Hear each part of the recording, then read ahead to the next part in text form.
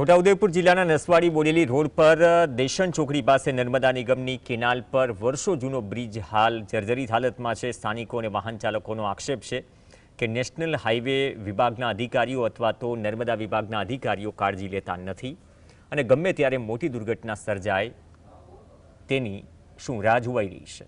બ્રિજની પેરાફીટ આખી તૂટી ગઈ છે, તિરાડો પણ પડી ગઈ છે। 900 કરોડથી વધુના ખર્ચે ફોરલેન રસ્તો બનાવવાની કામગીરી કરવામાં આવી રહી છે, જેમાં અનેક જગ્યા પર બ્રિજ બનાવવામાં આવી રહ્યા છે। ત્યારે વહેલી તકે આ કેનાલ પરનો બ્રિજ પણ બનાવવામાં આવે તેવી માંગ ઉઠી છે।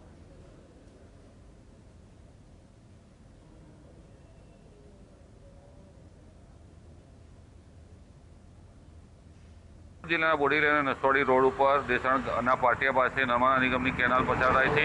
તેના ઉપર નેશનલ હાઈવે 56 વિભાગનો આ રસ્તો છે। આ રસ્તા ઉપર એક બ્રિજ આવેલો છે। આ બ્રિજની દશા જર્જરિત અવસ્થામાં છે। ગમે ત્યારે આ બ્રિજ બેસી શકે તેવી સ્થિતિ છે। આનું કોન્ક્રીટ જે છે તે હાલ તૂટી રહ્યું છે અને નેશનલ હાઈવે 56 વિભાગના અધિકારીઓ આના પર ધ્યાન આપતા નથી।